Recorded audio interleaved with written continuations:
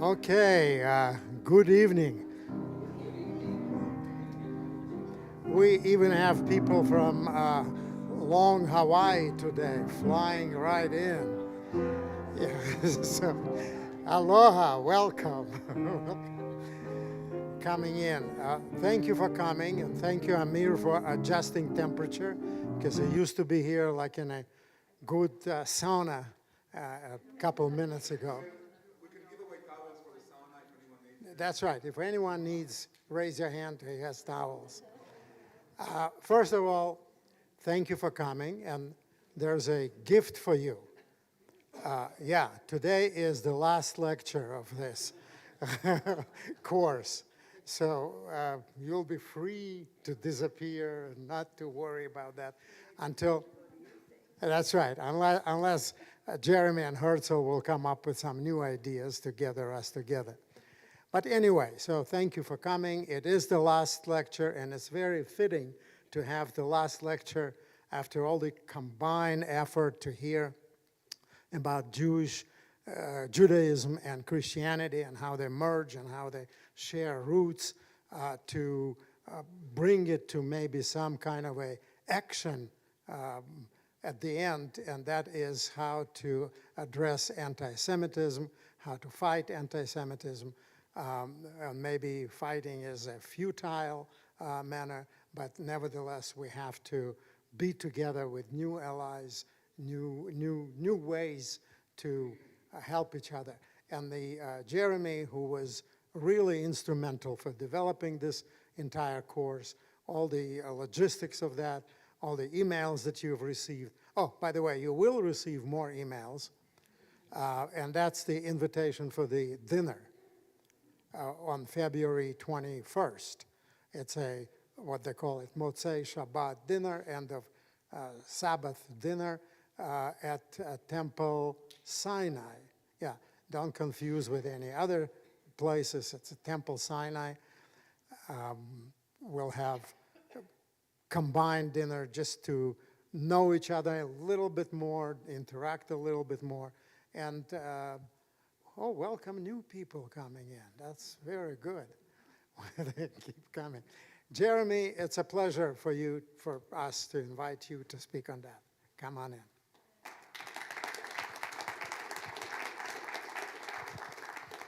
Thank you. I'm excited. I wasn't on the docket in the beginning to share. I feel like I am up in front of people leading stuff all the time for Stories of Antisemitism, and so it was kind of nice just to walk in and get to listen to Amir and Boris and Justin wherever he is. So, but I think we've had such a really amazing set of presenters and great topics.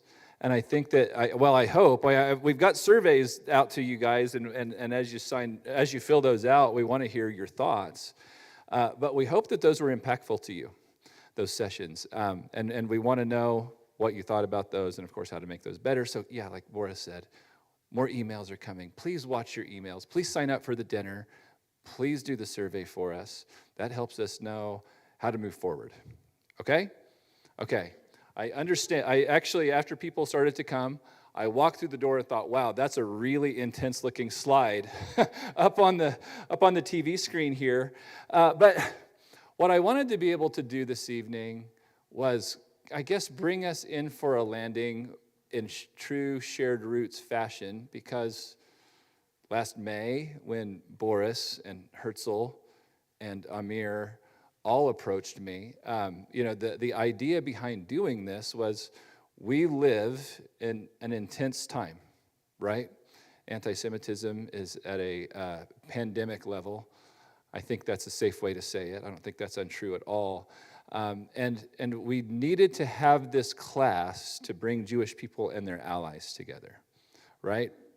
And to be able to figure out how we could, to learn about one another so that we could move into the future together. Herzl, I remember that was the thing, that was a phrase in that, or a sentence in that initial email that you sent was, we got to talk about the fact that we want to move together into the future, because I don't want to get 70, 80, 90, 100 people involved. I think we've had over 100 people involved over the last few months.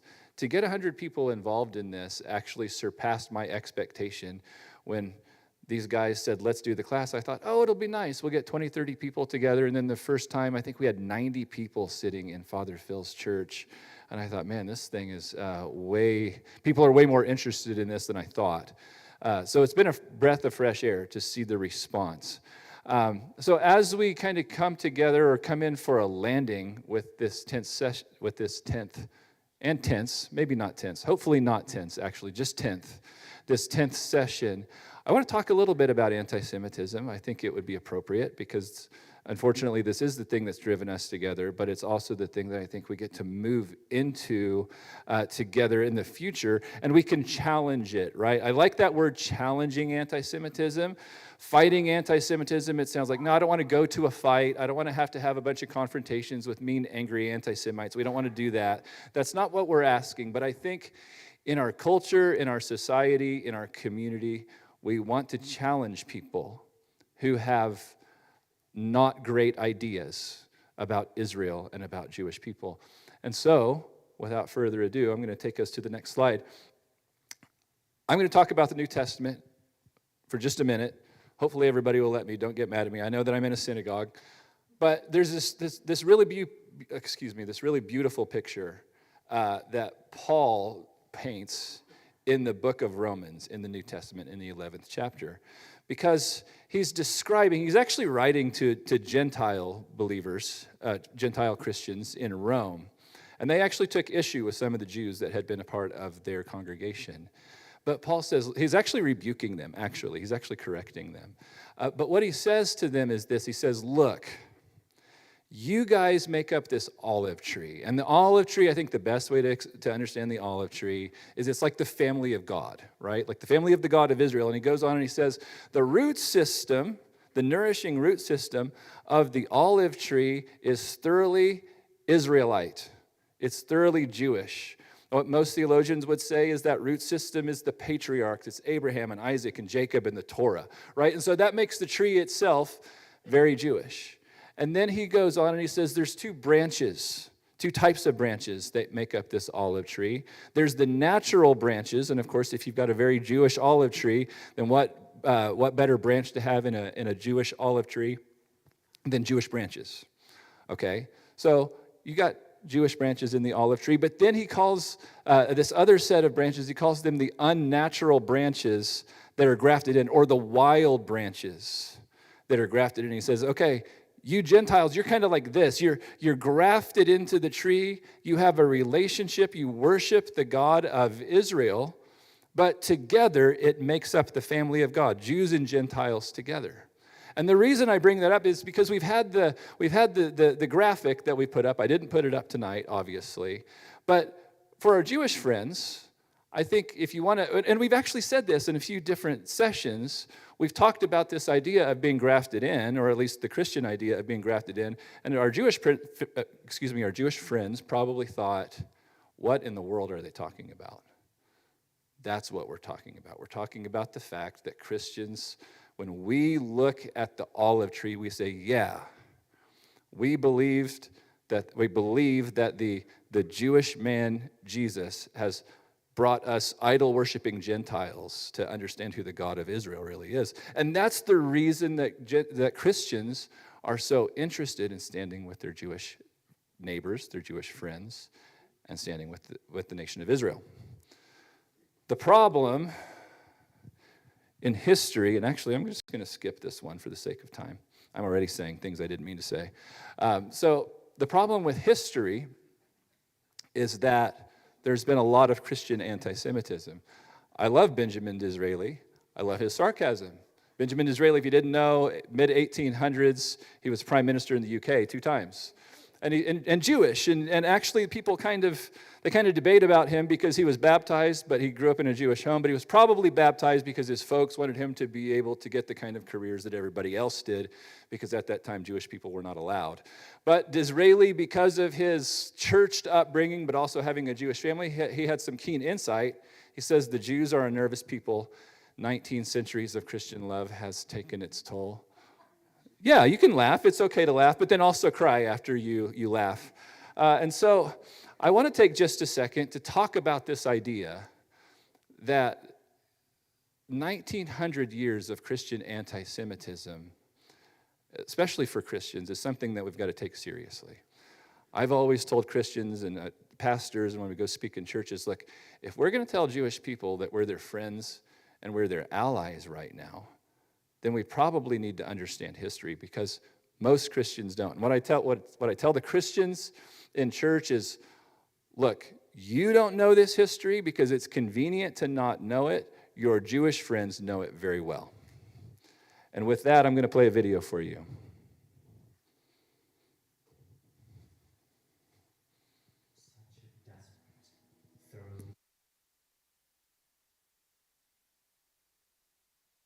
Such a desperate, thoroughly evil, poisonous, and devilish lot are these Jews, who for these 1400 years have been, and still are, our plague, our pestilence, and our misfortune.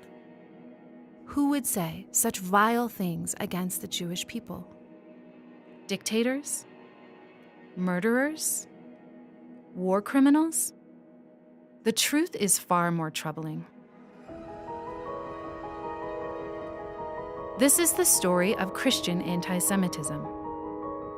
Though many in the church neglect this cruel history, it has been part of our story from the beginning. As early as the Council of Nicaea, church leaders began replacing Jewish celebrations. Church fathers railed against the so-called assassins of Christ, claiming that they had committed the most abominable of crimes.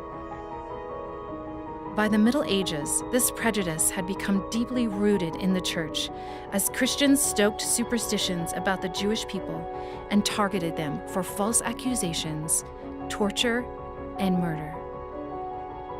These crimes escalated into a church-sanctioned plot during the Crusades of the 13th century, when Christians popularized the saying, "Kill a Jew, save your soul." As they marched to the Holy Lands, they slaughtered thousands of Jewish people in their wake. For hundreds of years, the church persisted in its persecution of the Jewish people. By the time Adolf Hitler rose to power, he was fully embraced by the church. As he oversaw the murder of 6 million Jews, there is no record of any German bishop, Catholic or Protestant, who publicly opposed him. Sadly, anti-Semitism isn't only part of our history. In 2019, the ADL reported an average of 6 anti-Semitic incidents in the US for each day in the calendar year, the highest level of anti-Semitic activity ever recorded. Anti-Semitism is rising all around us. As followers of the Jewish man Jesus, we stand with the Jewish people against all forms of anti-Semitism. Your fight is our fight. We are listening. Stories of and when I say we, I'm talking about me and my wife. When we started this in 2020, it grew in 2021, but we recognized that one of the primary things that we needed to start with was an acknowledgement. As Christian leaders and as those rallying Christians, we wanted our Christian friends to be sensitive and aware. And we can't be the type of allies that we want to convince you that we are without being sensitive and aware. And so I want to say to our Shared Roots group, we as your Christian friends here in this room, we understand the history. We don't understand it nearly deep enough, and we don't understand Jewish pain. We just don't. But certainly, in an era like this that we're living in now, you can bet that you have Christian allies all over the city, all over Colorado, all over America, that are committed to standing with you and to be the best darn allies that we should have been actually all along throughout the last 1900 years. And so I just felt like it was important to say that at the beginning of this talk. Amir, you had your hand up. Yeah, so according to the FBI, 65% of hate crime in the U.S. is targeted against Jews. Yeah. Against 2% of the Right, less than 2%. That's right. That's right. And that video that we made that back in 2021. So obviously some of that is outdated, and there's much more that needs to be said besides what we said in that video. But the point of the video was to do kind of a high-flying summary of 1900 years of Christian anti-Semitism, which entire books have been dedicated to. Actually, many have. Okay. So what we want you to hear from us then is that the church's commitment, the Christian church's commitment to our Jewish friends is never again. Because as you heard in the video, in the World War II era, there were very few Christians, right? If you look at the number of righteous from the nations at Yad Vashem and compare that to how many Christians there would have been in Nazi Europe or in Europe during the World War II, it's a fraction of a fraction of a fraction of a percent that really stood with their Jewish friends.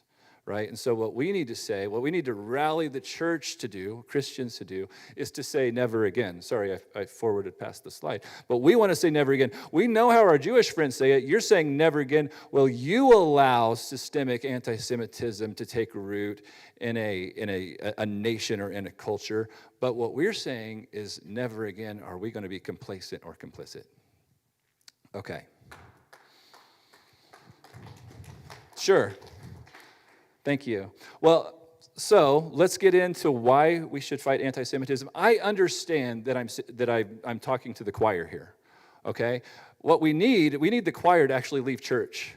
Not because they don't like church, but because they need to go tell some people what they know. And so let's just review a few things. Number one, why do we fight anti-Semitism or challenge anti-Semitism? Number one, and I know that I say this very bluntly on the screen here, but Jews are literally dying in the streets.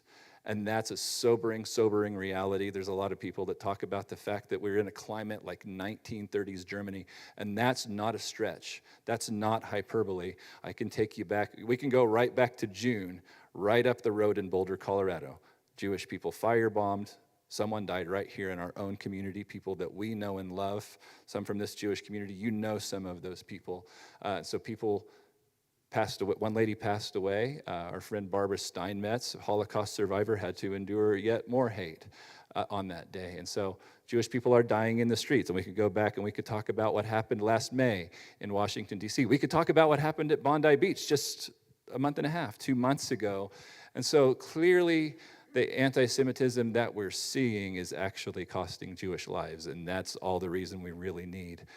For Christians, we need to understand that the anti-Israel ideology that's out there is actually an anti-biblical ideology. And really that matters to all of us as Christians and Jews because it's after the narrative of the Bible and the accuracy of the Bible and the character of God in the Bible and the fact that he's a covenant-keeping God in the Bible. And even the fact that history is very clear that from Abraham all the way through Jesus, that the nation of Israel or the land of Israel really is the ancestral homeland of the Jewish people, and we've got a mountain of archaeological evidence to back that up. Evidence that's being unearthed every day. I mean, every day I see something on my social media feed that they found something else in Israel that proves the Bible, but it's not only coming against the Bible, it's coming against the Judeo-Christian values that undergird the West. Number three, the anti-Israel movement is after the church. I had a front row seat back in December to a man named Mike Evans, a Christian leader in Israel. Father Phil was there too. We were at Shiloh in Israel, and Mike Evans publicly challenged Tucker Carlson to a debate and said, Israel is the land of the Bible, Israel is the land of the Jewish people. And what's cropped up since then is Tucker Carlson pushing back and saying that Zionism is bad. Zionism is not a Christian belief. I want Tucker to understand that the word Zion is used like 150 times in the Bible and always in a good light, so I'm not really sure where he's getting his information. But it's coming after the church, and now we even have leaders in Jerusalem, in the churches in Jerusalem, that are saying Christian anti-Zionism is bad. And then, of course, the fourth thing, and we all know this, the current movement that threatens the safety of our Jewish friends and of the Jewish people is actually a threat to our society, right? They're coming after our Judeo-Christian values. I'll demonstrate more of that in a minute. What I mentioned to a church this weekend when we were speaking there, and I don't like to use this example because I think it's maybe cheapens Jewish lives and Jewish experience a little bit too much. But what some will say is that the Jewish people are the canary in the coal mine. Why? Because when hate starts to take root in a society, it always seems that the first people that encounter it are the Jewish people. I feel like this is intense or heavy. Is everybody good? Do you want to run me out of here? All right, let's talk a little bit. Let's just get a little bit smarter and dig a little bit deeper into defining anti-Semitism. Before we do, Amir, you brought up some statistics. I think these are some of the most troubling. And by the way, you can find all these on our website, storiesofantisemitism.com/videos. Last year, the ADL learned that 46% of adults globally hold significant anti-Semitic beliefs. That's basically about 4 billion people in our planet. That's a lot of people. This next statistic, 85% of Americans believe at least one anti-Semitic trope. That was before October 7th. That was about 2 years before October 7th. Gen Z is 3 times more likely to deny Israel's right to exist. And even after being told that Hamas is a terrorist organization, they still said they sided with Hamas versus Israel. And then, of course, 1 out of 3 Jewish people in America, these are all American statistics, 1 out of 3 Jewish people have been the target of anti-Semitism. That actually doesn't really include what goes on the internet, on social media. All right, so it ought to be easy, right, to define anti-Semitism. And the Merriam-Webster dictionary says anti-Semitism. Actually, let me read it word for word to you, if I can find it. Hostility toward or discrimination against Jews as a religious, ethnic, or racial group. And I think 10, 15 years ago, we would have all said, well, yeah, of course, and that's bad. And so we despise anti-Semitism. But of course, what we've seen in the last several years is that the definition needed to be a little bit more robust because anti-Semitism was embedded in and hiding behind anti-Zionism. So that's where we get the IHRA definition, the International Holocaust Remembrance Association definition, and also the Jerusalem Declaration definition of anti-Semitism. And those definitions, by the way, I know this is nerdy. Like, you didn't come tonight thinking, man, I'd love to hear a lot of definitions, but I think this is important, right? Because if we get out and we interact within the community, we need to have a baseline for what we're talking about here. And so anyway, these 2 definitions were really, they were written down and published so that there was a wide enough definition that would include the actions and the rhetoric of the anti-Zionist movement, right? Because anti-Zionism is the new anti-Semitism. Rabbi Jonathan Sachs, I'm actually going to play a video of his here in just a second, but he talks about the mutations of anti-Semitism. So, of course, the Christian anti-Semitism, that existed for about, really up through the 1800s, and really still exists, but that was the predominant version of anti-Semitism or expression through those 1800 or so years. So that was a religious persecution, but then, of course, we had a racist or an ethnic persecution of Jewish people that arose from the mid-1800s up through the World War II era. But now, the primary reason that people would say that they're anti-Semitic is because of the nation of Israel. And so let's watch this video.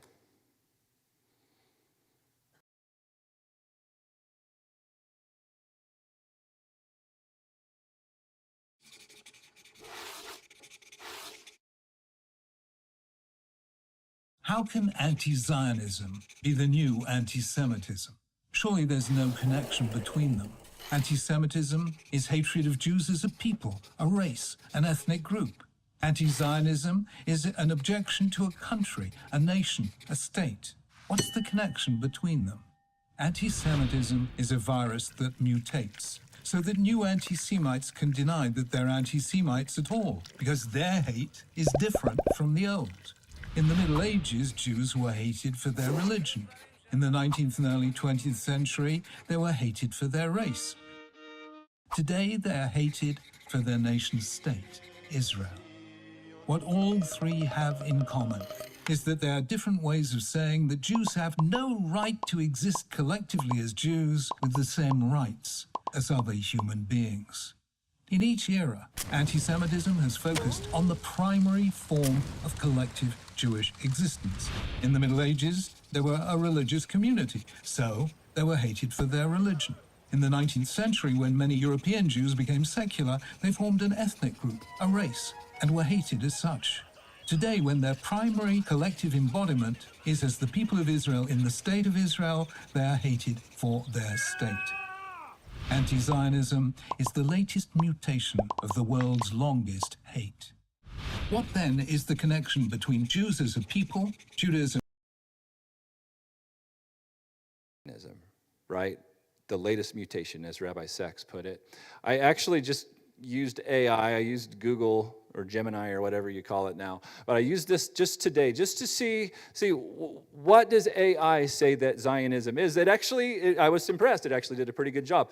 Zionism is a political movement that supports the creation and continued existence of a Jewish homeland in the historical land of Israel, Eretz Israel. I'm going to the next underlined spot. It says, Jews are a people with a right to self-determination and safe, sovereign, and, I'm sorry, let me just try that again. Jews are a people with a right to self-determination and a safe, sovereign nation of their own. And then down here, it says, where Jews can live with dignity and security, drawing on their religious and historical ties to the land. Okay. Thank you, AI. That's pretty good. The problem, though, is, well, you don't need to know my paraphrase. I boiled it down the best I could. This is typically what I hear from my friend Mary Kornfeld and other Jewish friends who want to set the record straight on what Zionism is, because what we have to tell people regularly when we're on college campuses is that the anti-Zionist definition of Zionism is different than the Zionist definition of Zionism. And so let's talk just a minute about what Zionism is according to its enemies. Anti-Zionists define Zionism as a racist, colonialist movement that threatens global peace and justice. Zionists are the ultimate oppressor. Palestinians, the ultimate oppressed. And I missed a P on oppressed, but everybody knows what I meant there. But what we heard in that phrase, or in the last part of this slide, are those Marxist words, right? Oppressor versus oppressed, and that's what we're going to get into. Now, we got to remind people that when the anti-Zionists say they only despise the Zionists, well, guess what? That's 90% of Jewish people. Studies have been done. 90% of Jewish people say, I'm a Zionist. I get my identity. I derive a portion of my identity or much of my identity from my connection to the ancestral homeland of Israel. That's 90% of Jewish people. So when someone says, well, I don't have a problem with Jews, just Zionists, well, you just labeled 90% of Jewish people as an enemy of yours. Okay, I'm excited, which is a strange thing to say. I was excited to get into this because I've been thinking about this quite a lot lately, but there's actually about a 150-year history behind modern anti-Zionism. It really started with Marxism, right? It started with Karl Marx. So let me just tell you this. I've got more notes here, and I'm not going to skip over a whole bunch of them. So if we skip past the birth of Marxism in the 1840s, then really we should pick up next with Lenin. Actually, even the Tsars, or the Czars, however you want to pronounce it, the Czars before Lenin came along, also communist, also didn't like the Jewish people, also picked up the anti-Zionist narrative. But here's what I found. I found this is very interesting. Lenin actually viewed Zionism as a bourgeois or a bourgeoisie nationalist movement and a threat to his agenda. The Soviets recycled the ancient suspicions and tropes that had been around for ages, that the Jews were conniving, greedy, wanted to take over, and therefore a threat to Russian prosperity. Russia believed the Jews were not loyal to their cause, and the Zionists ran an anti-Soviet and anti-socialist network outside of the country. Jews were the arch-capitalist, arch-enemies of the Marxist narrative. They were too poor, too rich, too capitalist. They were rootless cosmopolitans, not loyal to the country, and therefore too Zionist to exist in communist Russia. And so you couldn't find a Jewish person that was anti-Jewish enough or didn't like Zionism little enough to exist within Lenin's Russia, if that makes sense. So Lenin created this atmosphere in the 1870s as he took power, essentially that anti-Zionism, he was actually trying to hide behind this political narrative as well. But it didn't work because we know history, right? And by the 1880s, we know that the pogroms forced many Jewish people out of the lands where they lived and to places like America or Argentina. But the ideas behind those pogroms were actually anti-Zionist ideas. Of course, by 1880, sorry, I don't want to miss this because Herzl's in the room, but in the 1890s, that's when Herzl birthed Zionism. And so the thing that's fascinating to me is that the Zionist ideas that were already floating around in the 1870s, those were ideas that Lenin grabbed onto and said, this is a movement of people that we don't like. We don't like that ideology, even before there was a nation of Israel or even a Theodor Herzl on the scene. Oh, I said some of these things. In 1948, everything changed, right? Because when the nation of Israel, or the Nakba, occurred, or the nation of Israel was birthed, or the Nakba occurred, what happened was the communists recognized something. They recognized that they had some new possible allies because they saw the Arab-Israeli war that occurred in 1948, and they realized that they had some people that also didn't like the existence of Israel, the surrounding Arab Muslim nations. Now, they united and they began to work together, but what really needed to happen if they wanted to popularize their movement, especially in places like America, was that they needed to find someone or something, a vessel that they could come together with to make the movement popular and to make it feel like a real justice movement. And so they united with the civil rights movement in the civil rights era, and we're going to see a video about that in just a second. And then, of course, if you know your history, in 1975, the UN votes to call Zionism racism. It was confirmed again in the Durban conference in 2001. Let me show you a little video here. And I apologize already, this is not the best screen grab. Actually, you see this, Reverend Jesse Jackson and Yasser Arafat.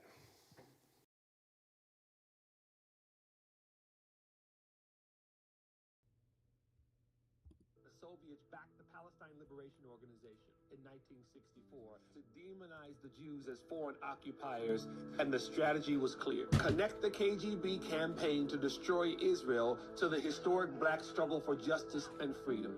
So when the PLO put student groups on the college campuses to demonize Zionism, those student groups had no credibility until they stood next to the Black Student Union.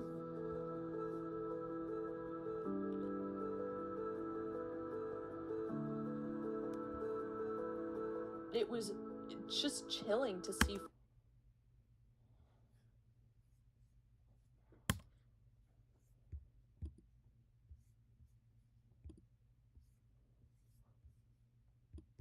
Firsthand how this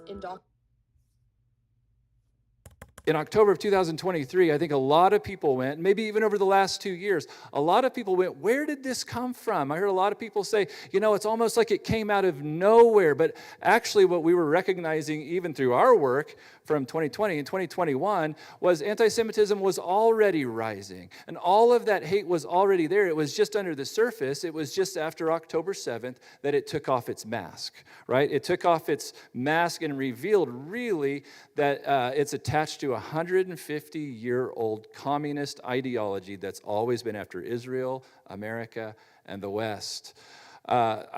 These quotes just, they astound me because we hear some of those, we hear phrases in some of these quotes that are still being quoted right now, and this is from 1972.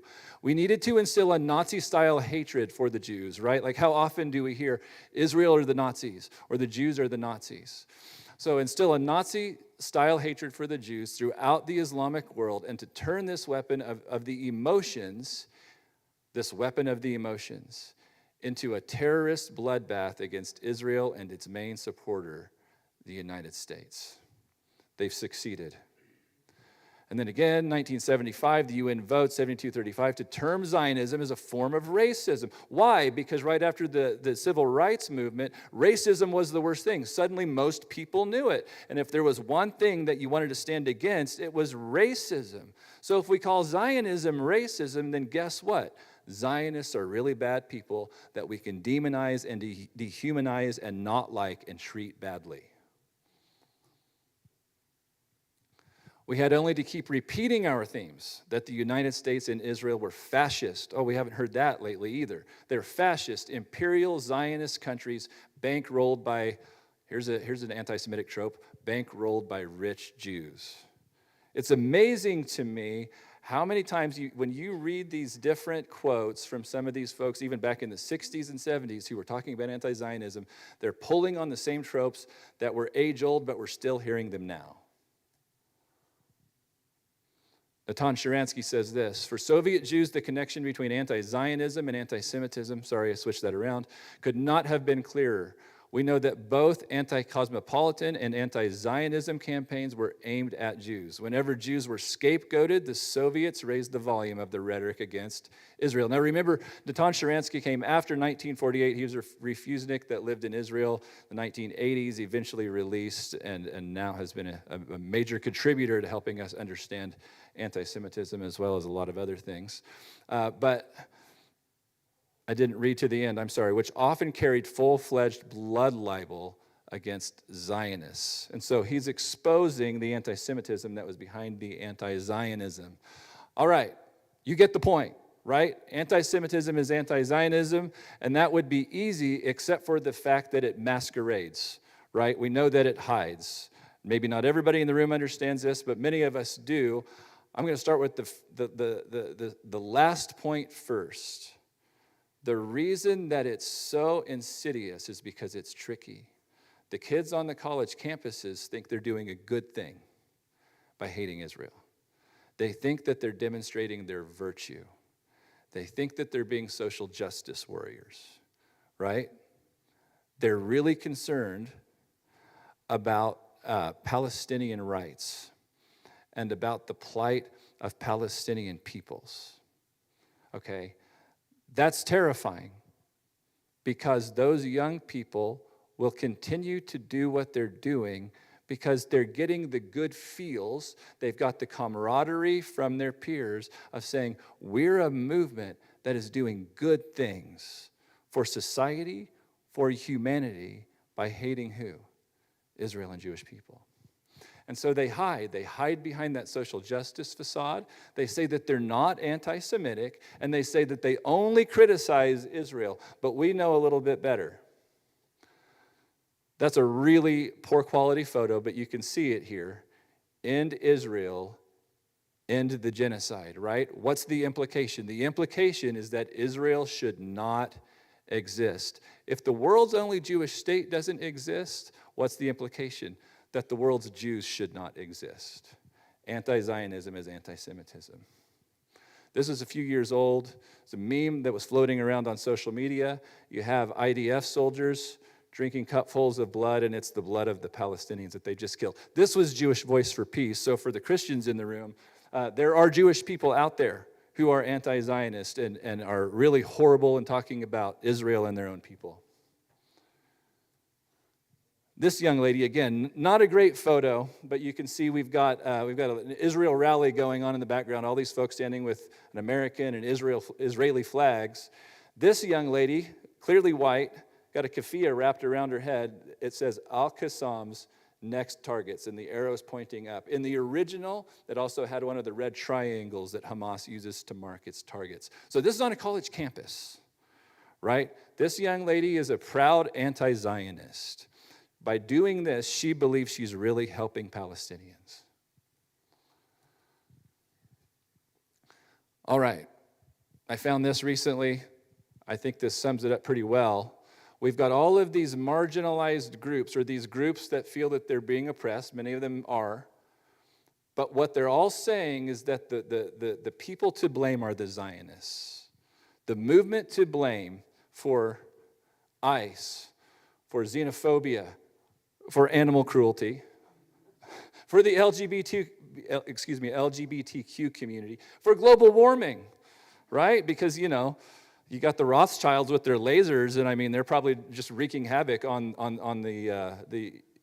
global warming. The exploitation of women, reproductive rights, colonialism, the South African apartheid, police brutality, black oppression, all of these groups are coming together. They're sort of uniting, and they're saying, you know what? We all agree together.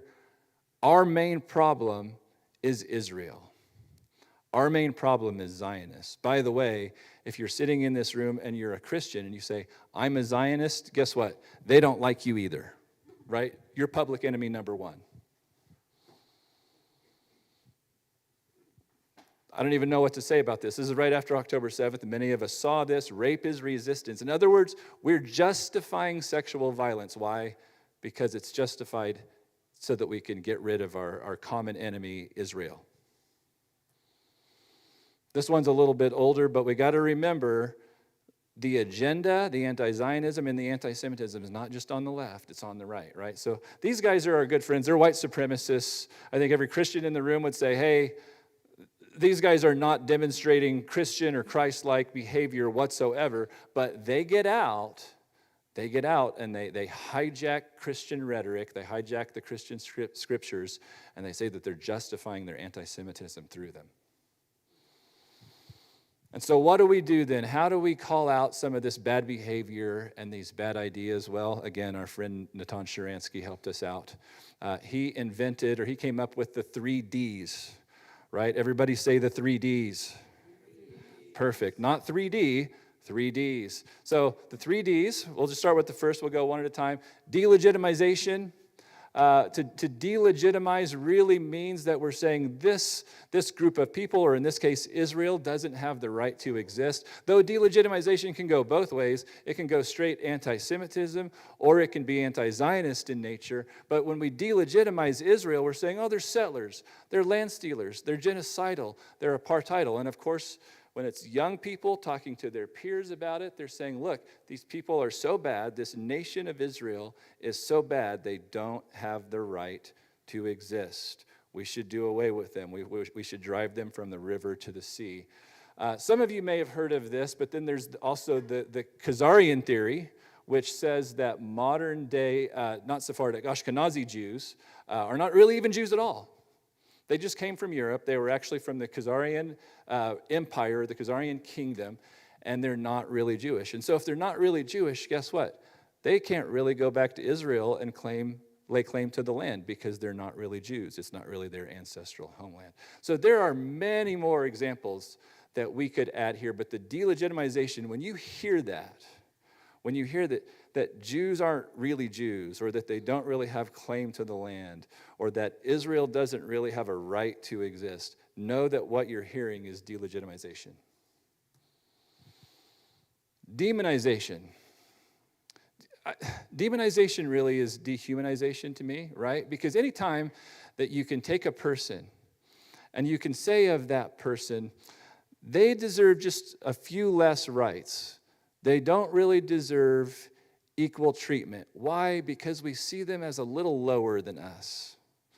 That's dehumanizing. Now, demonizing is just one type of that. And so again, if you hear that apartheidal, genocidal, racist kind of language, the implication is these people, these Zionists or Israelis or Jews, they're so evil we should see them as less than us, right? They're so immoral that it's okay for us to do whatever harm necessary, right? We've seen some of the rhetoric, whatever means necessary, right? We've seen that from some protesters. And so what these folks are saying is we're even willing to shed blood. We're even willing to be violent, and that's justified because Zionists, Israelis, Jews, Christians who are Zionists, they're less than human. And then, of course, we get some of the old anti-Semitic tropes. Jewish people have horns. Had a number of my Jewish friends say they've been asked that at one time or another in their life. You don't have to confirm that if you've had that happen to you and you're in the room right now. Christian scriptures like Synagogue of Satan, Revelation 2:9-3-9. They're not saying that they think Jewish people are satanic or demonic, Oh, we got to dig into the New Testament to learn more about that in context.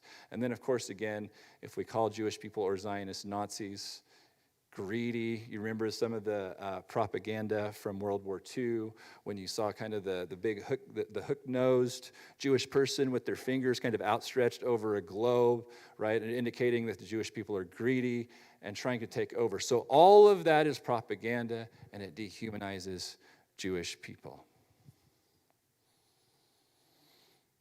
Double standards. This is the easy one, or at least to me, it's just one that just sticks out like a sore thumb. But double standards are where we call out Israel for one thing, but then we don't apply the same standard to anybody else, right? So if we look at how the UN has treated Israel over the past really several decades, but we can look at this statistic right here. From 2015 to 2023, there were 154 UN resolutions passed against Israel, while only 71 against all other nations, right? So I don't know the percentage there. What is it? It's like 2/3 of the UN sanctions or UN resolutions were against Israel, one nation out of all the other nations. And that's compared to Syria, right, where I don't even know what the numbers are of people who have been killed in Syria, Sudan, China's treatment of the Uyghurs, treatment of the Kurds, et cetera, et cetera. Only 71 other resolutions were passed against all of the other nations who are actually committing real genocides, right? And so what you're picking up on here is what we've mostly seen from the kind of the neo-Marxist socialist left so far, and maybe some of you appreciate the graphic here, but we've got Rashida Tlaib and others, AOC on there. They call them the Squad, right? And they use their political power to spread their anti-Zionist agenda. But we can't talk about the left alone, right? We got Tucker Carlson, we got Candace Owens, we got Nick Fuentes, who have been in the news a lot here in the last couple of months. And the way that they think is, I think what people are starting to call this movement the woke right, where they're saying nothing is taboo. We can be against the LGBT community and all these different groups, and also our nemesis at the top of the people that we really don't like, Israel and the Jews. And I think it's important, I say this a lot when I'm speaking not to a mixed room, but to a Christian room, we've got to call out the anti-Semitism on our side. It was real easy, 5 years ago, when most of the people who were breathing anti-Zionist, anti-Semitic rhetoric, they were coming from the left, and we went, oh yeah, we knew those guys were bad anyway, but now we've got to look at our own side and our own ranks, because it's not just Tucker and Candace and Nick, there are also pastors. There are pastors out there on social media breathing horrible things about Israel and the Jewish people, and they don't really sound a whole lot different from those three. And so we've got to call out anti-Semitism wherever we see it. Now, I'm going to wrap this section up real quick, but I think what we need to understand, and I think it's important maybe sometimes to not get hung up on those definitions, but just to remember the impact and the fruit.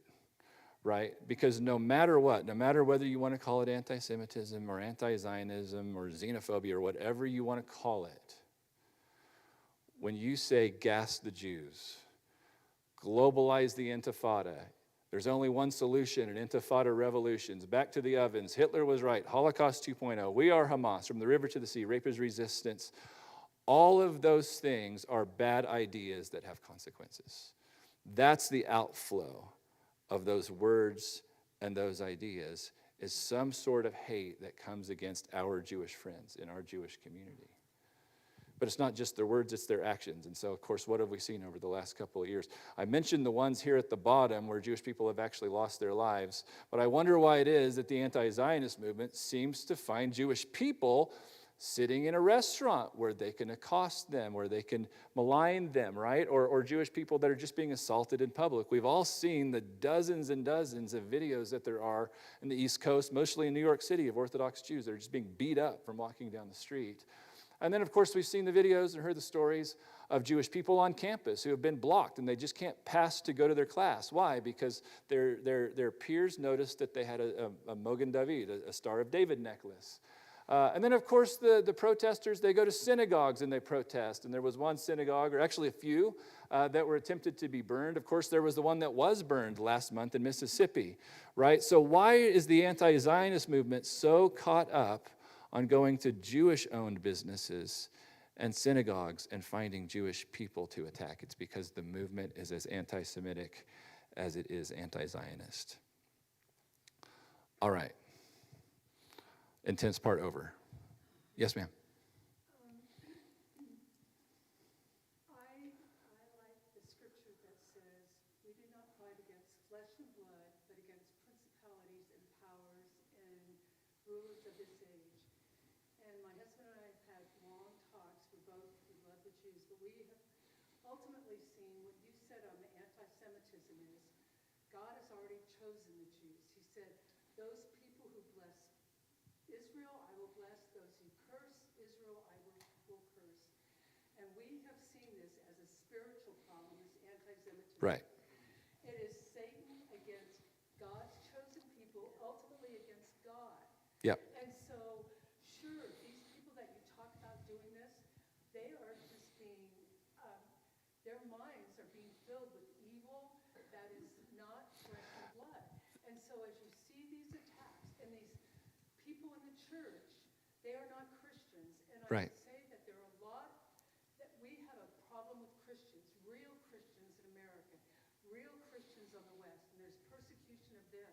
We have Jack Phillips in our own backyard here. And so there are much persecution going on, but I still see it's a spiritual matter against God himself. Yeah.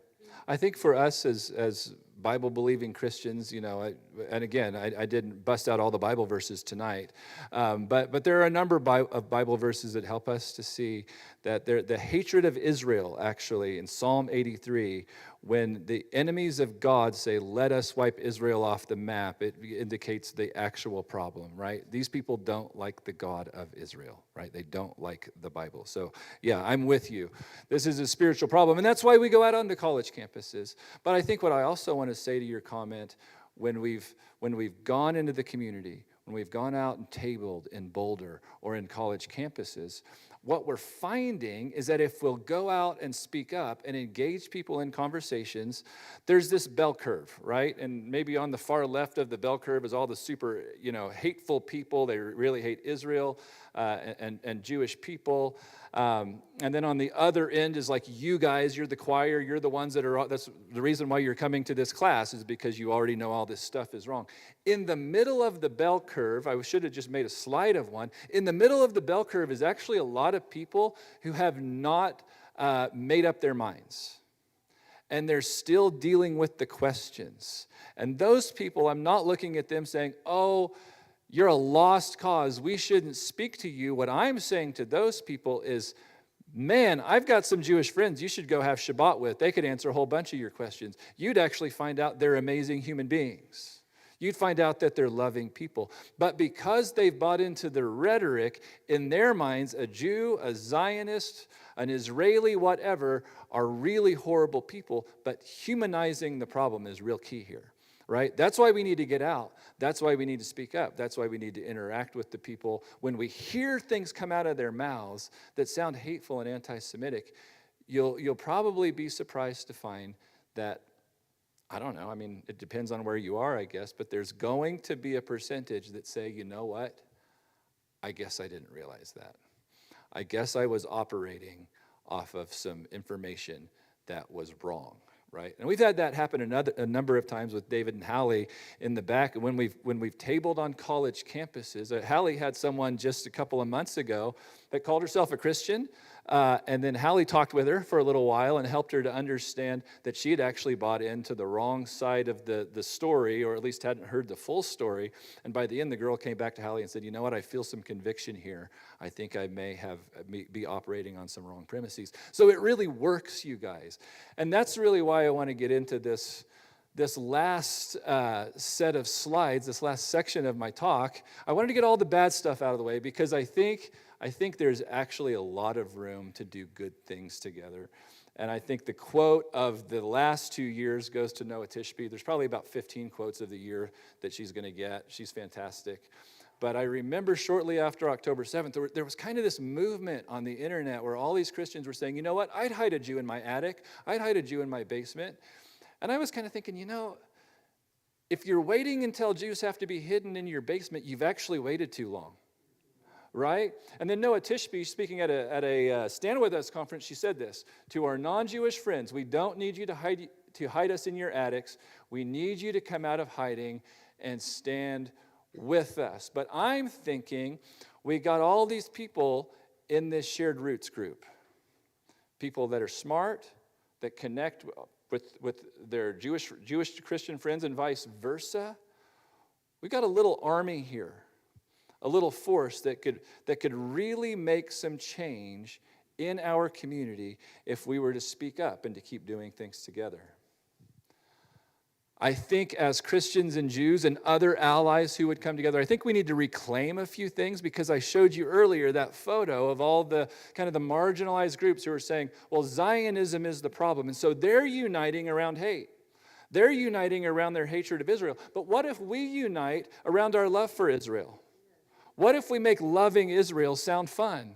What if maybe we make people just a little bit jealous? What if they go, you know what, that looks like a really good challah over there when you guys get together for dinner on Friday nights. I'd like to try some of that bread, right? What if we do some things together that actually make people go, you know what, that actually looks good and right and joyful and moral and virtuous, and I'm not sure those guys over there that are screaming death to Israel actually sound like any of those things. I think we need to reclaim unity. I think we can reclaim morality, right? Because the anti-Zionist, the anti-Semitic side, they're saying, we know what morality is. We know what justice is. It's standing for Palestinians.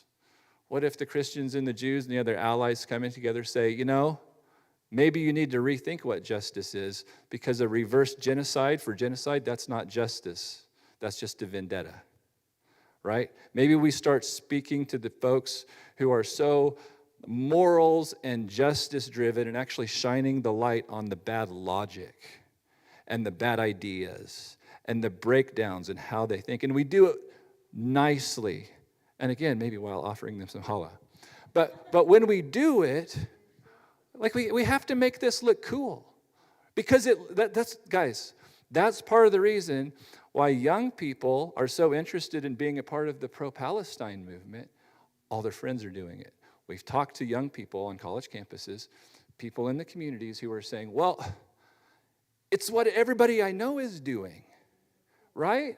It looks like it's the right thing to do, and I'm lonely, and I want community, and I want a peer group. Great, we got a community for you, right? That's why we got Hallie working on college campuses to bring Christians and Jews together so they can influence their other peers to say, you know what? We actually have fun over here eating challah on Friday nights. I promise I'll wear that joke out.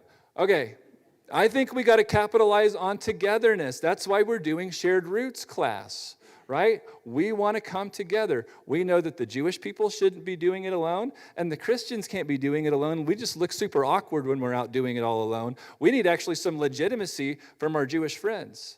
Some of the best conversations we've had on college campuses have been when there was two people walking along and we engaged them, and one says, I'm Jewish.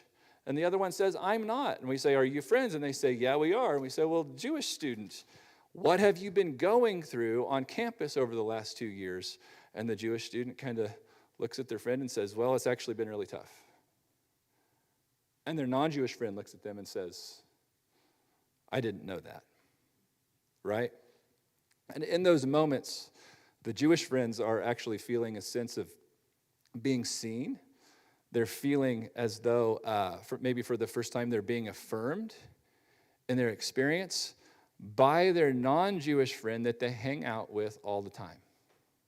And for the first time, their friend's really listening, right? And so as we come together, like when we collaborate with that Jewish student who just happened to be walking by with their non-Jewish friend, what we're really doing is it's Christians and Jews helping this student see over here, understand. I'll never forget back in 2021, I think it was, there was white supremacists kept taking flyers Actually, one of the flyers that they were taking was a flyer of a picture of Hitler, and underneath it, it said that he died fighting the enemy of humanity, the Jew.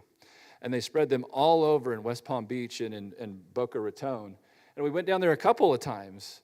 And one of the times we were out on the boardwalk near Boca Raton, and my friend David, he's Jewish, he and I together were handing out our own literature that said we stand against anti-Semitism. He said, here you go. We got Christians and Jews out here standing against anti-Semitism. And all the Jewish people went, what? Like what's going on here? But people loved it because what they heard was that there was unity. There were two peoples who don't necessarily agree on things all of the time, who were coming together and showing that we don't have to agree on everything to stand up for something good, to stand against anti-Semitism. All right. Other expressions of togetherness, obviously collaborating, doing things like what I just exemplified. Celebrating Shabbat, the other holidays together. Last year we were at Temple Sinai for Shabbat. That was amazing. We had, Mark, how many people? I think we had like 50 or 100 people. It was wonderful. 100 people. Names were exchanged. Phone numbers were exchanged. People got together, had coffees and meals, right? This is healthy stuff. Again, we're showing the folks out there that really don't like us that, hey, we're really actually pretty loving over here on this side, and so your narrative doesn't work when you see how Jewish people and their allies relate to one another. So we've got to capitalize on togetherness. And then, of course, we got to show up, and we can show up together. Yom HaShoah is coming up in just a couple of months. Let's get our Christian friends out to Holocaust remembrance events, right? So we can say never again right along with you. Boulder, Fort Collins, I know it's happened some here in some of the southern suburbs of Denver. City council meetings where the pro-Palestinian folks, they get out and they're super loud and obnoxious. What if people from this group said, you know what, we heard that they're going to be there. Let's take 3 or 4 or 5 or 6 people, even if we don't get on the microphone, let's just go stand in solidarity together and with the nation of Israel. And so we've got these city council meetings where someone needs to go speak up. And then maybe we do pro-Israel rallies or just other events together where, again, we can do this thing called fun, right? We can make standing together against anti-Semitism for Israel look fun and cool and inviting. And I think we're a really fun, cool, inviting group right here. You all didn't laugh. And then, okay, social media is a cesspool. And it's the worst place for anti-Semitism, right? It's already been proven statistically. I don't even remember the statistics right now. But it's just all over the place. And we see it all the time. I mentioned this a few classes ago, but look, David's job, David, raise your hand. David's job is to make sure that we have good, righteous, wholesome, what do you call it, David? Anti-Semitic content out. Yeah, pro-Semitic, philo-Semitic content out there on the internet that's telling the truth and telling the story the way it really is and telling the truth about Jewish experiences and telling the truth about how anti-Semitism actually affects Jewish people. You know what we need? We need this army of people, even though you're a little older than the normal social media demographic. Get on social media, follow us, comment, like the posts that we make, share it with your friends. We got to flood social media with good messages, actually, about Israel and Jewish people. And we've got content that does that. And so you actually can be active on social media. You actually can be active on Facebook. So take a chance, follow us. Hazel, raise your hand higher. Do you have a question or a comment?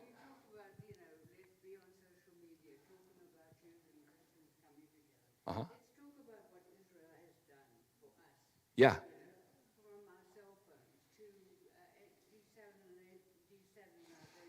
David is listening to you in the back. He's getting ideas. All these things that Israel has done. Right. For all of us. And to really celebrate Israel. Yeah. For what it's done. Not only because it's homeland of the Jews. Right. But I think there's a big piece that's missing. Absolutely. So let's tell the truth. Let's tell the whole truth about Israel. I don't know if everybody in the back heard, so I'm just repeating. But let's tell the good things that Israel's done, right? And you don't even need us, you don't need Stories of Antisemitism to do that. You could just post it. You can share somebody else's post, or you can make up your own. I'm sure you guys are great at making some amazing memes. So make sure to get on social media and let's tell the truth about some of the good things that Israel has done. And then, of course, I put sharing in churches. Here's what I meant by that, because we do these events called Nights of Stories. And we've done them at, Ethel's shaking her head because we've done it a few times at Father Phil's church, where we bring our Jewish friends in because our Christian friends don't have a lot of Jewish friends and they don't hear the stories. They don't know the Jewish experience. We'll bring our Jewish friends into churches and say, okay, Jewish friends, just unleash. Just tell them how it is. Tell them your perspective, even if you need to tell your perspective on Christianity. But come and share in churches. If you don't get an invitation, Jewish folks in the crowd, come to me, and I'll make sure you do get an invitation, because we've got a lot of churches that are interested and want to connect over things like this. So we need to get into churches, because there is anti-Semitism in churches. I've shared in churches, got done, people were really glad I shared, and then heard anti-Semitic comments in churches that were very heavily partnered with us. So we need to get into churches, and we need to make sure if there's one group of people who should be at the very front, at the forefront of fighting anti-Semitism that's not Jewish, it should be Christians. Okay. Bringing it in for a landing. Lastly, let's make sure that we're looking in our own communities, right? We've got our own neighbors right around HEA, right around Temple Sinai, right here in South Denver, that may just need a friend to invite them over for coffee or over for a meal, serve some challah. There it is again. Serve some challah, and let's talk about your questions, right? It really works well to not come at someone and say, no, you're wrong, you're wrong, you're wrong, you're wrong, and you're wrong for all these reasons. We kind of hit them over the head with all of our facts, and they're going, okay, you guys sound about as mean as I thought you were, right? Or we could say, well, tell me your concerns. Oh, I'm hearing that. Oh, those are actually valid concerns. I would be concerned about that too if I were you, right? And we kind of affirm the concern, and then we can offer new information to them. Right? That's going to go a whole lot further than just trying to spar with them. But we can do that with our neighbors. Might feel a little bit nerve-wracking. Maybe we get one Christian neighbor, one Jewish neighbor to invite the friend over, but that's a great way, because again, when the non-Jew says, no, I know these things to be true about Israel and Jewish people, it's very impactful. All right, challenging friends and family. Look, we all have friends and family that we're arguing with over a lot of other things. And of course, why not just argue about Israel too? I know that our Jewish friends argue about Israel over the Hanukkah table or whatever. So Christians, join the party, right? If you're going to call yourself a Christian Zionist, you might as well lose a few friends over the deal. Or gain some. Here's how I want to wrap us up. A video will appear here, and some audio. I referenced earlier that when the white supremacists were doing their flyers a few years ago, that we went down to Boca Raton once, and then later West Palm Beach, and what we did was we went to the neighborhoods where the bad literature was distributed. We knocked on the doors, and we gave everybody these, whether they were Jewish or not. There was one lady, Allie Cohen, she said, last week Nazis delivered propaganda to homes in East Boca. Today I was visited by two wonderful young adult Christians who are taking a stand against anti-Semitism and handing out door to door, faith in humanity restored. And what? Well, I wasn't one of the girls. I'm a guy. But they were wonderful, and I am young. But we didn't know that in Boca Raton that we were going to have a Holocaust survivor, and so here's what he said. And the whole feeling was gassed by the Germans.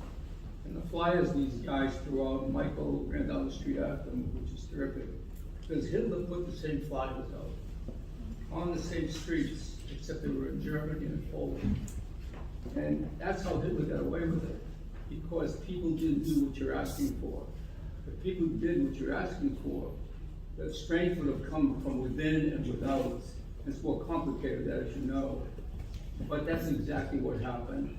The flyers went out from Hitler's guards, his youth guard, whatever the hell it is. To hear, whoops. But what he was saying was that Hitler put out the same kind of flyers, but that nobody responded, right? And I think that all of us in this room have a similar conviction that we don't want to wait until it's too late, right? And that there's plenty that we can circumvent. There's plenty that we can refute and push back and push back even anti-Semitism in our own community, and maybe even cause some testimonies like this guy's, to be able to say, you know what, they're doing it. They're doing what nobody was willing to do or understood that they needed to do 80 years ago in the Nazi era. And so I just want to leave us with that. And I want to leave us with maybe sort of pondering this idea of what would it look like if we had Christians and Jews working together, active in our community, doing all the little things that I had listed prior, but other things too, right? Because we really do need activists. It really frustrates me knowing that we can go speak in churches and speak to hundreds of people, and they say, wow, that was a really nice message. And I'm going, if all that was to you was a message, then you really didn't get it, right? This really is a call to action, and I think that we can do that call to action really effectively together, just with the folks in this room. So with that, I'm going to end. Thank you guys so much. And also, yeah, Boris, Justin, who else are we missing? You want to grab here? Take this. So let's, we, as always, take 5-10 minutes break, or Yeah, what time is it? it's 7:45. Yes, perfect. I didn't know how long I talked, actually. I knew that I talked not as quickly as Amir, but I didn't know how long. So yeah, take 10-minute break. We'll come back here at 5 minutes 7:55. break, come back, and we'll have answers and questions. Interrogate this guy.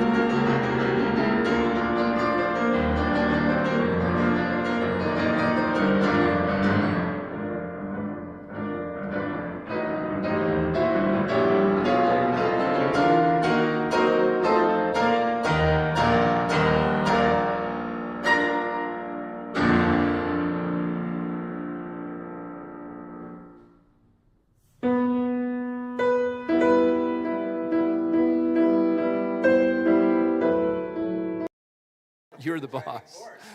Driving force. This thing would have never happened if it weren't for Herzl. So we're missing Father Phil Eberhardt tonight and Father Walker. They both happen to be Anglican and had a big, like all the big wigs. Yeah, the diocese. I was going to say the big mockers. That's what they are. They're the Anglican big mockers. So, but they had a big meeting tonight. So obviously not with us, but they're also been a part of the committee. So we can do two things between now and when we end. If you have some questions concerning what we just covered, great, you can hit me with those. Maybe what we could do is do those first. And then I want these guys to just all give some closing remarks here as we wrap up this 10th class. And then also, if you have questions for them as well, you can just fire. But I guess maybe we want to do questions first. Did I give you the other mic? Do you mind being the question guy if someone answers their questions? Actually, while we're doing that, oh, never mind. Joel, go ahead. Well, I was talking with that nice, lovely lady back there. Yeah, what's your name? Susan. And she asked a very valid question. She asked an excellent question. And I gave her an answer that probably was a little more blunt than what she preferred. Blunt's good. But she asked what her Christian teammates were doing. Like in this class. In this class. Yeah. Were doing at their own congregations to share what we're learning here. Not enough and not much. Sue raised her hand. But do you want to add something to that, Joel? Yeah, and she offered to give us her information, her contact information. And I think if we as Christian partners are going to present the argument effectively, I'm speaking for myself at this point, I don't know all the answers, so it would be great to have a partner in crime. Yeah, I think we need to do this in pairs at the very least. We got 7 of us on this steering committee. We need to do it in numbers because I think the topic is difficult, and as you just saw with this, really, this is just the tip of the iceberg. Some of the information I presented here. There's a lot to know and a lot to understand. My favorite way: one Christian, one Jewish person. I think that would be a great way to do it. And that's what I would, to answer her question, we're not doing enough or much. Should we be doing more? Absolutely. But I think we should partner with our Jewish brothers, sisters, so that way we're not putting out bad information. Absolutely agree. Or inaccurate information. Absolutely. Sue, were you going to add something to that? I think he answered it. Okay, good. Other questions? Yes, sir. We're going to bring a mic to you. I just wonder if at universities there are kind of Christian clubs or young Christian groups, how popular they are, and do they discuss questions like this? Say the last part. What about discussing? How popular these groups, and if they discuss subject like that? Yeah, sadly, not very often.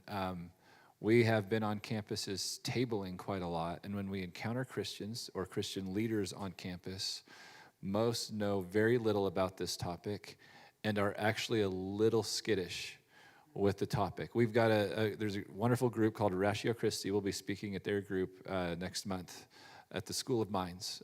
But that's why we've got someone dedicated to campuses to go and work on those connections, because I want to awaken the sleeping giant that is the church, that are Christians, because they state that they stand with Israel, and they state that they love the Jewish people, but there's not a lot of action behind that. So sadly, it's not getting talked about much, and that's what needs to change. It's a good question.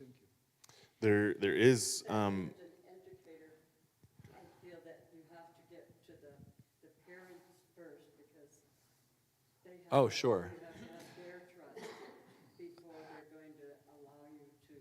And he was referencing college campuses, so we all know college students do whatever they want. Younger children in That's true. actual church setting. Absolutely. Yeah. If you have, the parents involved with their children, I think that's a much better way to go about it. So if you couldn't hear for the people online, she was just saying we got to get the parents involved and start at a younger age, which I 100% agree with, and it sounds like you're volunteering, Sue, so that's wonderful. Thank you.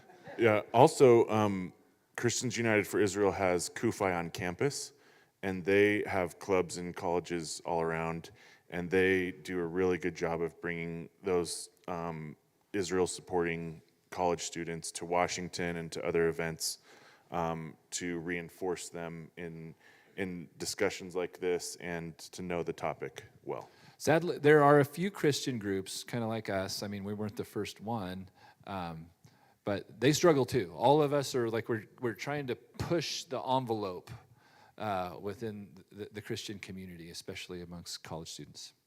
So, Jeremy, thank you. This was a fabulous presentation.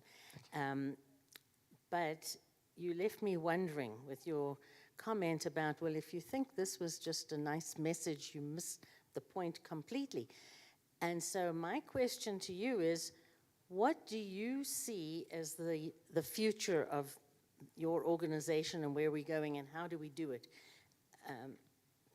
That's my question. That's a great question. What I want to do is build a team of probably 10 people or so where we can be active on our largest college campuses. We can be active in our community. We can be active online. And the activity is mobilizing Christians, because I don't want to do it with 5 or 10. I actually, I don't know how many Christians live in Colorado, a couple 100,000, right? Like, it should be that those couple 100,000 should be not just engaging with the topic, they should be active in their community.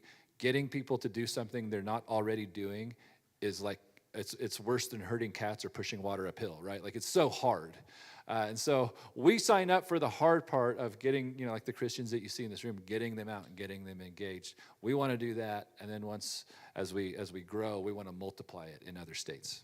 And what should we Jews be doing for your movement? Oh, man.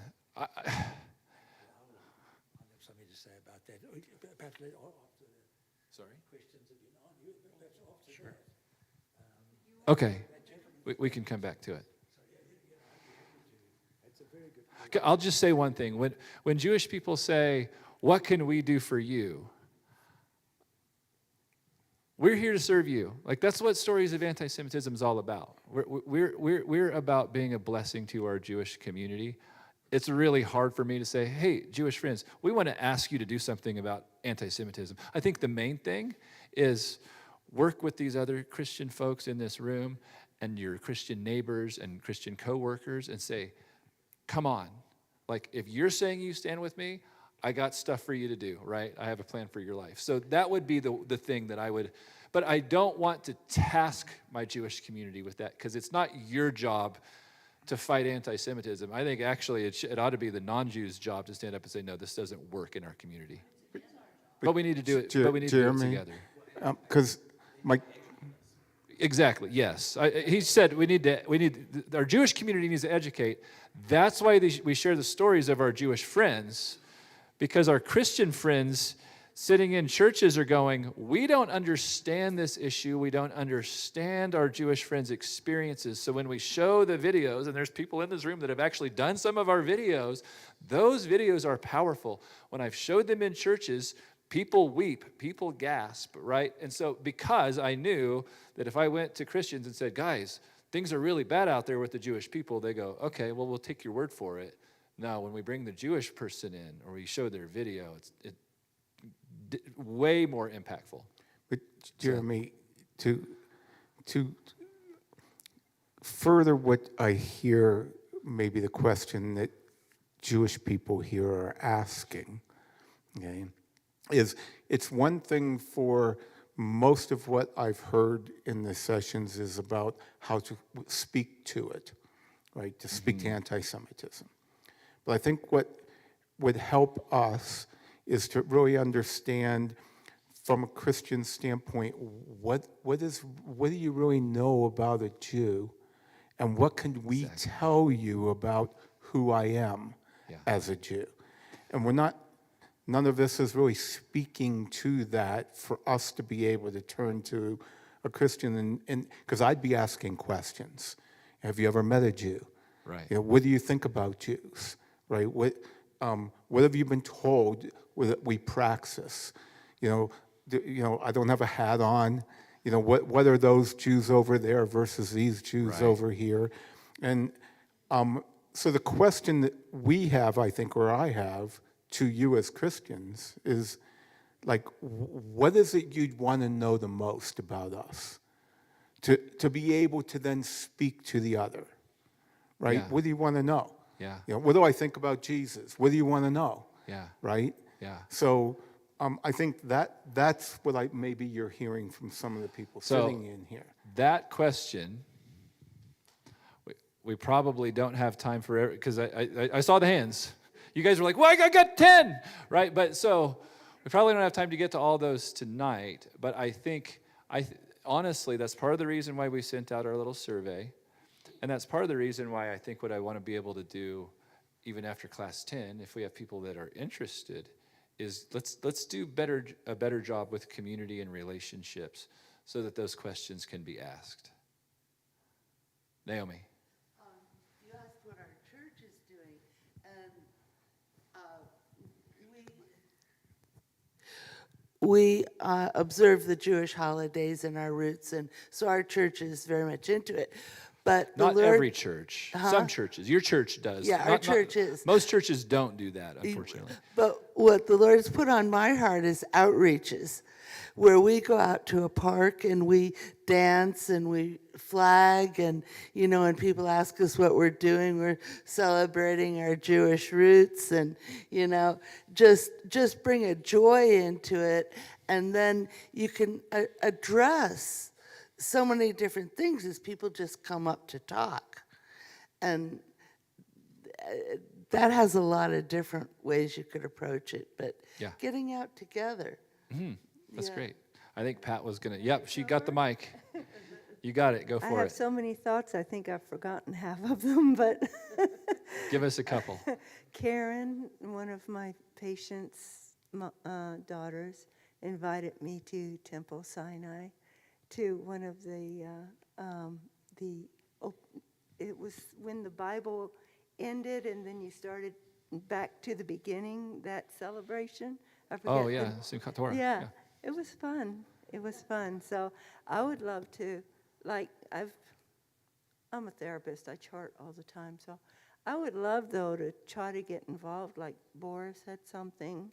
I was worried when you weren't there the last time that it's because we didn't come to your talk, but I would love to get involved, and if there's a good study or something that's being offered, let us know about it. Well, I think just kind of boiling down a couple of these comments here, and my experience, even my personal experience, Christians don't know a Jewish person. We know basically nothing. We have about 10 assumptions, and 9 of them are wrong, right? So that's what your Christian community knows. But we also have about 1 million questions. I remember when we first started this, just sitting with folks like these guys and just asking so many questions, like, what is Shabbat exactly? Why do you do it? When do you do it? Why don't you do it like those guys down the street, right? And just ask so many questions. Your Christian community really doesn't know.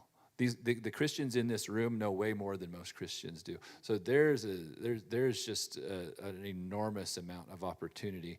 I feel like, we can't invite ourselves over. I also don't expect you to be entertaining us all the time. But I think around the table, eating food is one of the best ways to be able to get this done, and it's relational, and it's going to make really good allies out of your Christian friends. So, yeah. Any other questions from the live audience here? Sharon wanted to invite.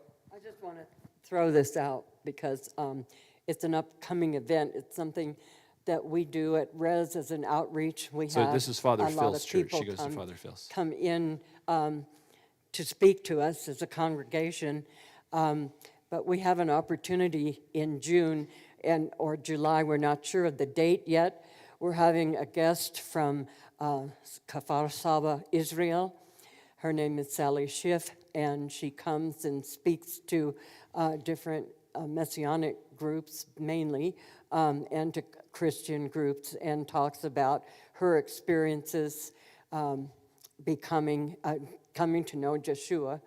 But also she speaks about the war and how it's affected her life and what their church in Israel is doing to help those that have been through October 7th. And they have a healing community or a therapy through art and painting that they do that's been very helpful for a lot of the soldiers with PTSD and children that were involved on October 7th. So that's happening in and that's going to June. happen this June Father or Phil will July. get us the We'll information. get the dates out to you, but I wanted to personally extend the invitation for you to come. We'd love to have you come, and we're hoping to have a nice potluck and bring all the friends you can to hear her. She really has a great story to tell. So I think she'll answer a lot of questions too what we about try to do- anti-Semitism. What we try to do with our mailing list, with our email list, is get events like that out so that you know things that you can come to, and there can be more relationship and community. So that's on us to do for you. Is it an actual question? Let's stick to questions. I want to stick to questions because I also know that we've got some other things to do here. I have another offer, but Amir, I have a question for you. What time does the Shir Shacharit start? 9:30? 9:30 a.m. So this Saturday morning at 9:30, is it in the Goldberg? Yes. We have a service here at the HEA, the Shabbat morning service, and we have a really fun musical portion of it that starts over in the building across the street, and then we'll come over here for the Torah service and the ending part of the service. I intend to be at the service at 9:30 on Saturday morning, and you are all welcome to join me. And the other event is on March 18th. Tell everybody your name. I'm Janet Pearlstein. And I'm Janet Pearlstein, and I'm a member here at HEA. On March 18th at 7 p.m. here, we will also be having one of the survivors who was taken captive. A captive and a And Nova his survivor that are today they're a couple. They're coming to talk here. Jeremy is going to send information about that event.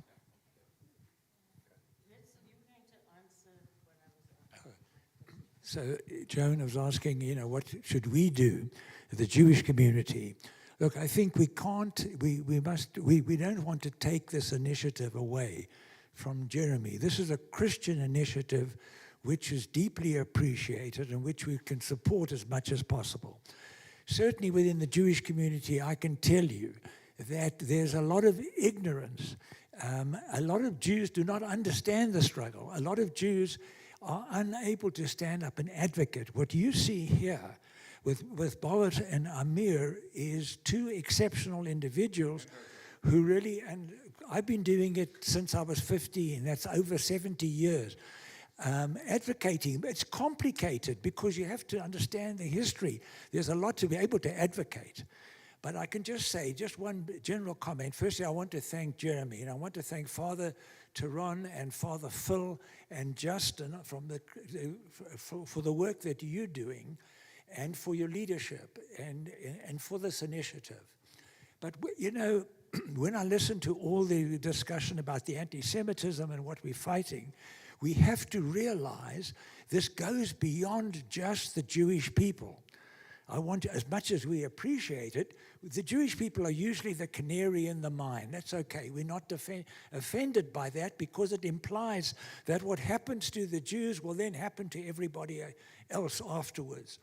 And so we're actually part of a civilizational struggle between Islam and the West and the Western values. So when they are attacking the Jewish people in Israel, they're attacking the fundamental point of the spear. Because if Israel falls, the West is going to follow. Look at Europe. You don't see real leadership coming out of Europe. And they, somehow or other, there wasn't in the past, and at the present, it doesn't look like it's happening. Most of it, a lot of what we see comes from America, and people like Jeremy and Justin and Kufi, Christians United for Israel. But it's part of the struggle. The Jews and the Christians, the people of the book, we go together So I can tell you that when you're fighting for Israel, you're fighting for justice, you're fighting against dehumanization. That's the key. The moment an organization tries to dehumanize other people, it's the beginning of the end. And that's exactly what we saw with the disaster of the Second World War, and 50 million people died. 6 million Jews, it's true, it was a third of the Jewish people, but it was 50 million people died as well. And that's the threat we see. And the people who are threatening us, just look at them. What have they contributed to humanity? It's projection. They project onto us all their sins are projected onto us. Just look in the world of Islam and see what have they contributed to the benefit of humanity. And they talk about the Jews being the curse of humanity. The tiny Jewish people have contributed more to the benefit of humanity than any other people on earth. And yet maybe that's why they attack us, I don't know. But all I can tell you, this is a struggle we're all involved in. It's an important struggle. We've got to teach our children. It's a bit late for most of us when our kids are grown up, and we hopefully can teach tummy to our grandchildren. But this effort that we're putting in to get to know each other, it's out of our comfort zone. When have I last sat down with Christians to talk about the world and our common things? When have you last sat down with Jews to talk and be together, so on? So this has been a breakthrough to actually be doing this together. So I thank you all. I want to thank Jeremy, of course, as our leader, our noble, courageous leader. The only thing, I'm not an envious person, but I wouldn't mind having a Herzl beer. Anyway, thank you. Okay, just real quick. There was a question that was asked on our web stream that I think actually is a really helpful question to answer. And then after that, then I think everybody should do some closing comments here. But the question from the chat is it possible for someone to be anti-Zionist and not anti-Semitic? And if so, where is the line? I'll take the first shot at it since I have the microphone in my hand. Based upon the history that you just heard, I don't think you can possibly be anti-Zionist, that you can believe all of the ideas that anti-Zionism rests upon and not have an issue with Jewish people, because by definition, by implication of those ideas, the ideas turn into a hate that turns into anti-Semitic action. So I think anti-Zionism is not compatible with loving Jewish people and allowing Jewish people to be Jewish people. I will say this, though.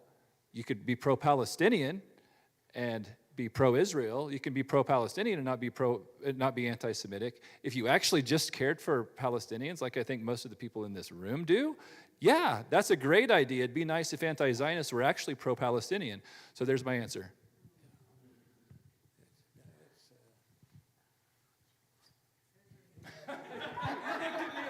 Yes, I do want to add something to that. Sorry. Go ahead. No. The thing is this, guys. You see, you can't separate the Jews from Israel because the Jewish religion is tied to the land of Israel. The celebrations and the holidays and everything that we do, it's connected to the land of Israel. So for those people who hate Israel and who want to destroy Israel, you've got to destroy the Jewish people as well, because as long as they're Jewish people, the connection to the land of Israel is, you can't have one without the other. I do want to add one thing to that. As we talked in the previous session that we had, it's okay to criticize the state of Israel. It's okay to criticize the Israeli government. It's not perfect. No place is perfect. And maybe that's what that person online was asking. I'm not sure. I don't know what he was asking exactly. But there is a line, and I agree with both of you that if you are defining yourself as an anti-Zionist, you're defining yourself as an anti-Jewish person. But you can still be a Zionist and criticize. That's okay, as long as you're doing it in a non-hateful way. It would be nice if those who were criticizing Israel were actually only criticizing. I was just going to say it'd be nice if those who were only criticizing Israel were actually only criticizing Israel, but it's just that it never stops there, right? It's the double standard. It's the double standard that Israel is held to a standard that no other country is held to. And the people who are criticizing Israel look at their countries and to see whether they live up to any of the standards that they demand from Israel. So I'd see that's the problem. And as Amir says, of course, within Judaism, within the Jewish communities, there's intense discussion about what goes on in Israel and how Israel was created. It was all very well to say in the Bible that, the God will bring the Jews from the four corners of the earth and bring them back to their land. But it's a messy, noisy, difficult project. You've got Jews from 120 different countries all coming with their own ideas of what the Jewish state should look like, from secular to ultra-religious and everything in between. Of course it's complicated, but the issue is don't hold Israel to a standard that you don't hold any other country. That is anti-Zionist and anti-Semitic. You guys on the end. I have a question for you. Okay. Enough for me after this. In all of your visiting to the campus of this or other universities, what kind of numbers would you give to those whose minds have been changed by what you presented to them, or even whose minds were sort of slightly modified? It's going to be a little skewed because the people, we do approach people to talk with them, but most of the people that talk with us are not the hardcore anti-Zionists or anti-Semites. Most of the people that talk to us are Jewish or Christian, and they're somewhere in the middle. So, I mean, that's the vast majority of people we're talking to are not decidedly anti-Semitic or anti-Zionist, but we talked to over 1,000 students last year. So that's good news. And we were able, and there are examples of students that we've talked with, especially Christian students who are kind of headed down that road of, I'm really concerned that Israel might be doing bad things and genocidal and da-da-da, and we're able to present them with facts like these so that to help them understand that actually you've only heard one narrative or one side of this story, and it's already skewed. So we've had good luck with those folks. So we're mostly dealing with kind of the middle of the bell curve, so to speak. So that's probably the best answer I can give you. All right, Justin, let's go from you down. Parting words, parting thoughts. Where to even begin after all these commentary? Well, for me, it was an honor to be on the committee and to be part of this. So I'm just very grateful to even be considered. You're not allowed to step down. I wasn't going to, so yeah. I would say for our Christian friends tonight, I would just challenge you to keep studying. We tried really hard to unpack a lot of things, but we're just getting started. So keep going. I'm always surprised by a lot of Christians that I interact with, how little interaction or even thought that they put towards our Jewish friends and even the state of Israel. So I always try to engage that. The art in my house speaks to that, and it always starts conversation that goes deeper and deeper. And when we have people over for Shabbat dinner and talk about that, they always learn something else. So that is really important. But I think, too, in my studies, I've learned to look at Scripture in a Jewish perspective. And like Herzl's point, it's a really big struggle. So when you can read Scripture from a really big bird's eye view, you gain a lot deeper insights instead of just the verse of the day or the psalm of the day or the proverb of the day that a lot of Christians do. And I think it's really important that we put ourselves in that perspective to be able to see the big picture of what's happening and those big struggles that Herzl was talking about. Herzl asked at the end of my presentation, why are Catholics so obstinate or seem to be so susceptible to anti-Semitism? And I'm not a quick thinker on my feet, so I didn't think of it in the moment, but subsequently came the answer, and it was part of my presentation as well, that the Bible goes through the conduit of the priest. And Catholics don't spend a lot of time in Scripture, in the Torah, in the Tanakh, and aren't exposed to it themselves to absorb it. So that is really critical to this discussion from a Christian point of view. But again, I'm really thankful for your hospitality here and to be a part of this group. And it's been a lot of fun. I'm sure we could talk all night, but it's Boris's turn. And I'll be very, very brief because I agree with everything was said here, and all the questions were excellent questions. Thank you again for being on a committee, being with us, and participating in these 10 lectures. Each of those classes, each of those lectures could have been 10, 20 hours in its own rights, because there's so much information packed into that. And not only that, but they're so diverse in the way we either learn something or we propose to do something. They're very, very different. I spend my life in teaching, and so I'm kind of like to educational side of it, and I would love to continue what I hear actually from people, that Christian community doesn't know much about Jewish community and Jewish customs and Jewish traditions and those common roots that kind of unite us. And Jewish community doesn't know much about the other things at all. Nobody studies, for example, beginning of Christianity. You ask Jewish people, they have no clue how it developed. And so I think the approaching churches and possibly synagogues with the combined effort to learn more would probably be the first step to educate people. And when you go, I would love to see people of 20-year-olds, 30-year-old, not only 60, 70, 80, 90 who are here. And so, but again, thank you, and I would love to continue with some kind of educational approach to different things. My comments are a bit more personal. October 7th felt very, the days after and the months after and the couple of years after felt very lonely to me. And being exposed to what Jeremy is doing and to this wonderful group of people really warmed up my heart and gave me some breathing room.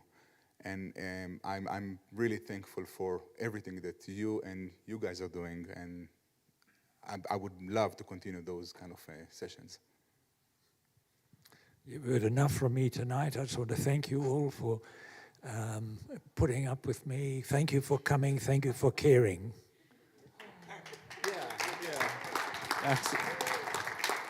Thank you for caring. I think that's a great way to end it. If you didn't care, you wouldn't be here. I'm going to turn and I'm just going to be really pragmatic for just a second. We've got a dinner on February 21st. You'll get an email about it. Please sign up. We want you to tell us your feedback on our survey. That'll be in the same email. And what's the other thing? I feel like I'm forgetting. The cost of the dinner is $15. So just to help us so that nobody gets stuck with a huge bill. But it's going to be a really nice dinner. You can't even eat at Chick-fil-A for $15. So it's a good deal. But so make sure to sign up for those things. Come out. All the details will be in our emails that we send all the time. Erica. Actually, let's thank a couple of people. David Tennis behind the camera. There we go. Hallie Motley behind the computer. There we go. These guys have run a web stream every week to make sure that the people online could watch. So we always get 10, 20 people watching. So thank you guys. Thank you to all of you for coming out. Watch your emails. This isn't the end. Question about the dinner. The question about the dinner is it open invitation to all? We're trying to keep it to about 100 people, and we've had a little over 100 people that have been involved since the beginning of this. So we're trying to keep it to the class. If you got a person that you think you should really sneak them in. It'll be all right. All right. Thanks a lot, guys.